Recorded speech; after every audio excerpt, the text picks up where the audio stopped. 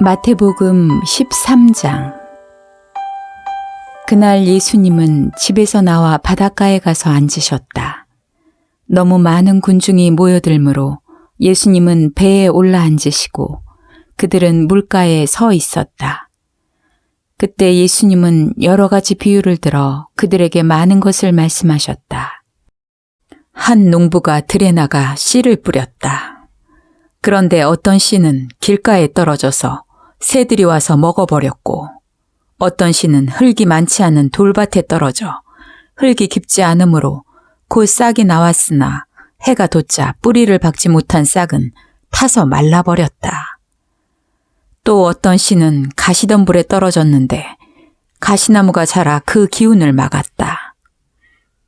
그러나 어떤 씨는 좋은 땅에 떨어져 100배, 60배, 30배의 열매를 맺었다. 귀 있는 사람은 잘 들어라. 제자들이 예수님께 와서 저 사람들에게는 왜 비유로 말씀하십니까? 하고 묻자 예수님은 이렇게 대답하셨다. 너희에게는 하늘나라의 비밀을 아는 것이 허락되었으나 저 사람들에게는 허락되지 않았다.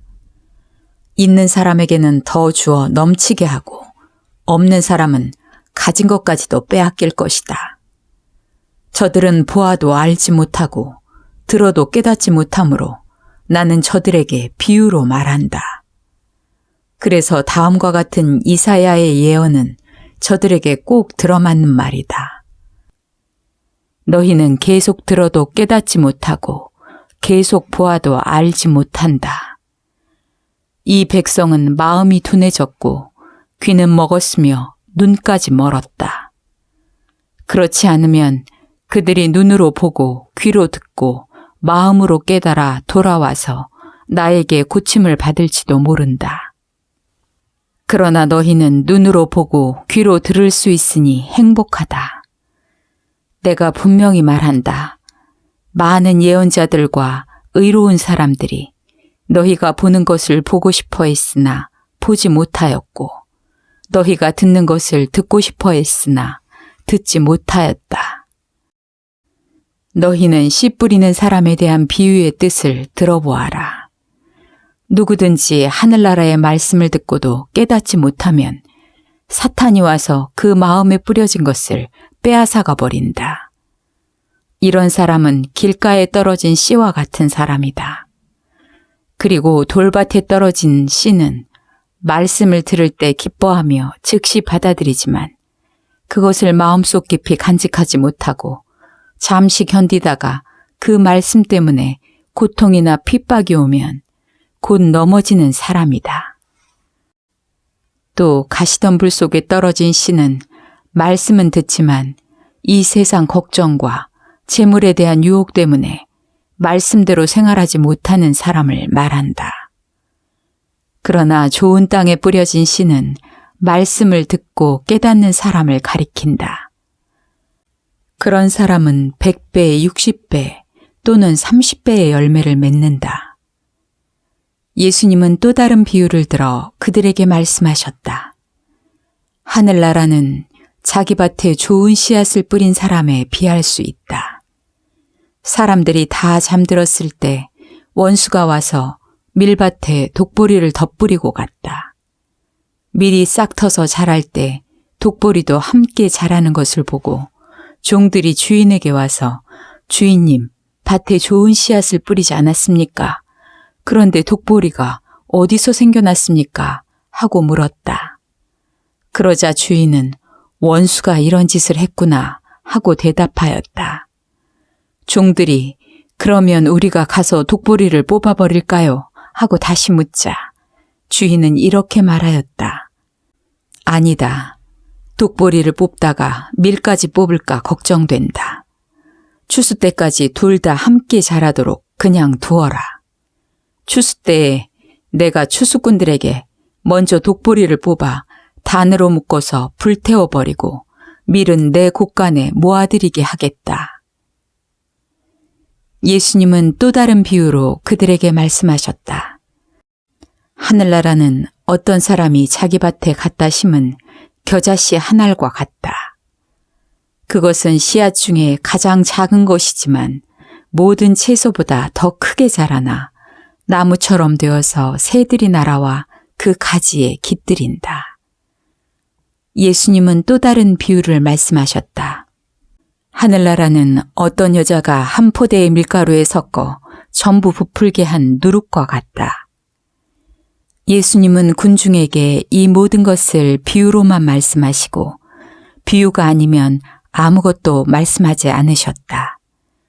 이것은 다음과 같은 예언자의 예언을 이루기 위해서였다. 내가 비유를 들어 세상이 창조될 때부터 감추어진 것을 말하겠다. 그 후 예수님이 군중과 헤어져 집에 들어가 있을 때 제자들이 와서 밭의 독보리 비유를 자세히 설명해 주십시오 하였다. 그래서 예수님은 그들에게 이렇게 대답하셨다. 좋은 씨를 뿌리는 농부는 나 그리스도이며 밭은 세상이다. 그리고 좋은 씨앗은 하늘나라에 속한 사람들이고 독보리는 악한 자에게 속한 사람들이다. 독보리를 뿌린 원수는 마귀이며 추수 때는 세상 끝날이고 추수꾼은 천사들이다. 그러므로 독보리를 뽑아 불에 태우듯 세상 끝날에도 그렇게 할 것이다. 내가 천사들을 보내겠다. 그들은 죄짓게 하는 모든 사람과 악을 행하는 사람들을 내 나라에서 모두 추려내어 불구덩이에 던져 넣을 것이다. 그러면 그 사람들이 거기서 통곡하며 이를 갈 것이다. 그때 의로운 사람들은 아버지의 나라에서 해같이 빛날 것이다. 귀 있는 사람은 잘 들어라.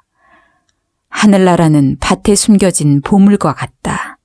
사람이 그것을 발견하면 다시 감추어두고 기뻐하며 돌아가 가진 것을 다 팔아서 그 밭을 샀다. 또 하늘나라는 아름다운 진주를 구하는 장사꾼과 같다. 그가 아주 값진 진주 하나를 발견하고 가서 가진 것을 모두 팔아 그 진주를 샀다.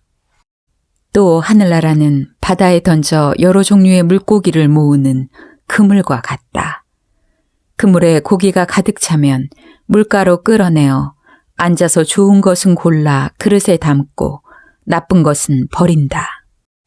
세상 끝날에도 이렇게 할 것이다. 천사들이 와서 의로운 사람들 가운데서 악한 사람들을 가려내어 불구덩이에 던져 넣을 것이다. 그러면 그들이 거기서 통곡하며 이를 갈 것이다. 말씀을 마치시고 예수님이 그들에게 이 모든 것을 이제 알겠느냐 하고 물으시자 제자들은 예, 알겠습니다 하고 대답하였다. 그러자 예수님은 그들에게 그러므로 하늘나라의 가르침을 받은 율법학자는 마치 자기 곳간에서 새 것과 낡은 것을 꺼내는 집주인과 같다 라고 하셨다. 예수님은 이 비유들을 다 말씀하시고 나서 그곳을 떠나 고향으로 가서 회당에서 가르치셨다. 사람들이 듣고 놀라 이 사람의 이런 지혜와 기적을 행하는 능력이 어디서 났느냐? 이 사람은 목수의 아들이 아니냐? 그의 어머니는 마리아이고 야고보와 요셉과 시몬과 유다는 그의 동생들이다. 그리고 그의 누이 동생들도 모두 우리와 함께 있지 않느냐? 그렇다면 이 사람은 이 모든 것을 어디서 얻었느냐? 하면서 예수님을 배척하였다. 그러나 예수님은 그들에게 예언자는 자기 고향과 집에서만 존경을 받지 못한다 하시고 그들이 믿지 않으므로 거기서는 기적을 많이 베풀지 않으셨다.